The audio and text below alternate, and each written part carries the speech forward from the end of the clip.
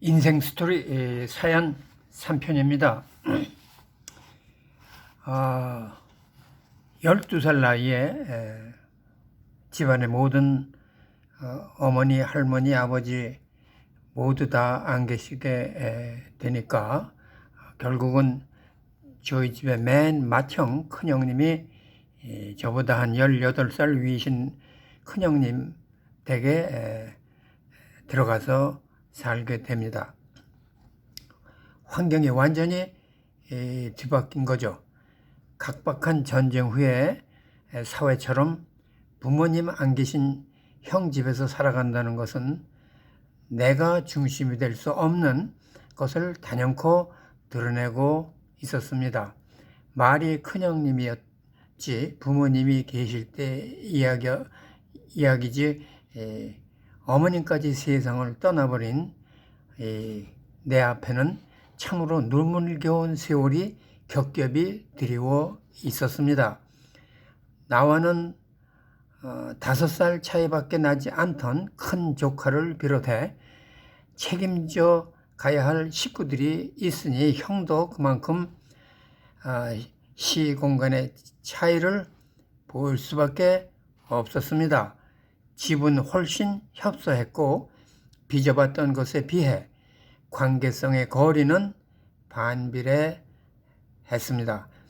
그 함수처럼 버티고 있던 분들이 바로 형수님이었습니다. 원래 형수님은 아버지 개인 병원의 간호사로 있었습니다. 형님이 마침 그 간호사와 눈이 맞아 연애를 했었습니다. 지금에서야 밝힐 수밖에 없는 사연이지만 아버지는 둘이 사귀어 결혼까지 가는 것을 결사 반대하셨습니다. 결국은 간호사 일까지 포기하고 시골로 낙향해 버린 형수가 문제는 형이었습니다. 그 여자 아니면 못 산다고 아버지 앞에서 자살 소동을 벌이고 집안이 발칵 뒤집혔습니다.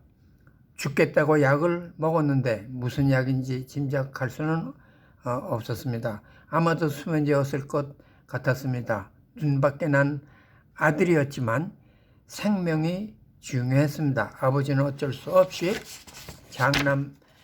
장남의 죽음까지 불사하며 생명 내걸고 요구한 결혼을 허락하셨습니다.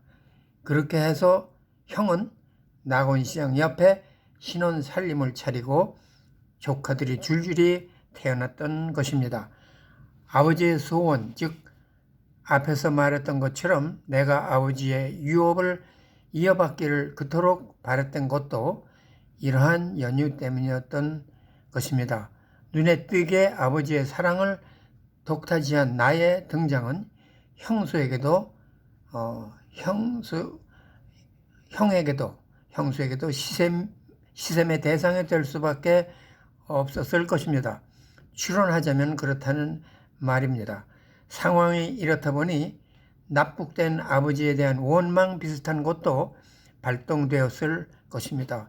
형수에게서 말이나 결혼하고도 제대로 장손의 며느리로서의 대우도 받지 못했다고 느꼈을 감정도 일어났을 것입니다. 간호사였던 자신의 과거에 대한 감정, 아버지의 냉혹한 결혼 반대 표현에 대해서 가졌던 서름과 버물려 모든 것이 뒤바뀐 상황에서 분명한 대상물이 필요했습니다. 다른 말로 표현하자면 희생양이 아니었을까 생각이 됩니다. 자격지심일지도 모릅니다. 그 모든 혼재된 감정들이 뒤범벅된 채로 여전히 집안에 머물고 있다고 여긴 시아버지에 대한 원한을 표적으로 삼게 된 것이 바로 나였기 때문입니다. 아주 보기 좋게 갚아줄 기회가 온 것이 아닌가. 아버지를 연상시키는 상징으로서 말입니다. 인과응보 세상에 흘러가는 현실의 법칙같이 보입니다. 심은 대로 거둔다는 말도 있습니다. 운명의 장난처럼 보일지 모르지만 그렇게 더부살이가 시작된 것입니다. 완전히 역전된 상황에서의 더부살이 말입니다.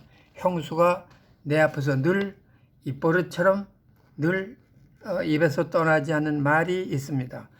집안에 돈 나부랭이도 없다는 습관적인 말투였습니다. 그러나 부모님이 모든 재산은 몽땅 형님이 관리하고 형수가 관리하고 있었는데 돈이 없을 리가 없습니다. 더구나 명색이 형님이 가장이지만 사실상 실질적인 운영은 형수님이 아닌가. 학생 시절 버스를 탈 돈이 없던 때가 있었습니다. 차비를 얻기 위해 말 한 번 했다가 매번 듣는 그 말 또 듣고 바로 즉석에서 받은 대꾸는 말로 받은 것이 아니었습니다. 방바닥에다 돈을 휙 던져버렸던 것입니다. 당시에는 대학생 무렵이었습니다. 얼마나 무한하고 충격적인 모멸감을 느꼈는지 마음속으로 눈물이 펑펑 쏟아져 흘러내리는 서름이 북받쳐 왔습니다. 땅바닥에 내팽겨진 돈처럼 허물어진 자존심이었습니다. 참아내지 않으면 안 되었습니다. 떨어져 있던 돈을 주어서 학교에 가야 했습니다. 유일한 탈출구는 밖이었습니다.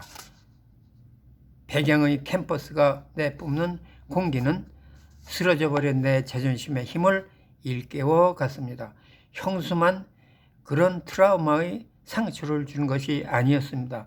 쉬는 날 아침에 일어나면 좁은 집이지만 마당의 전체 구석구석까지 모든 청소는 내 몫이었습니다. 그뿐만이 아니었습니다. 아침에 직장 출근하는 형의 구두를 닦지 않을 수 없는 집안일을 맡았습니다. 말 그대로 더부살이의 눈물겨운 삶이었습니다.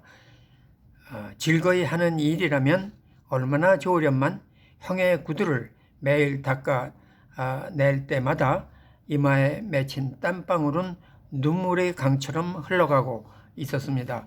이미 형의 집에 들어왔을 때부터 시작한 구두 닦기였습니다.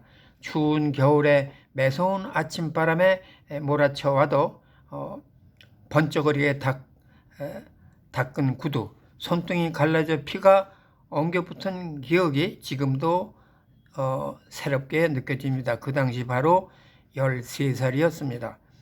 수고비를 받고 한 것은 절대 아니었습니다. 무보수 봉사였을 뿐 구두 닦는 이 일이 나에게서 떠나게 된 것은 4살 아래 동생과 5살 아래 조카가 12살 된 무렵이었습니다. 형은 조카를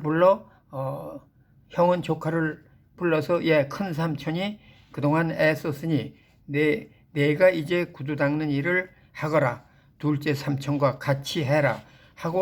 하면서부터였습니다. 하지만 이 일도 둘이서 서로 싸우고 문제를 일으키는 바람에 둘 다 중단하고 결국은 밖에서 전문 구두 닦기를 불러다가 맡겨버렸는데 그것이 나를 더 분하고 만들었고 돈까지 지불하면서 하는 일, 그것을 나는 그동안 무의미로 한 것이 아닌가.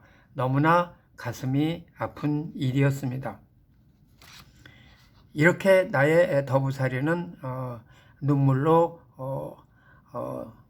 시간을 보내는 도중에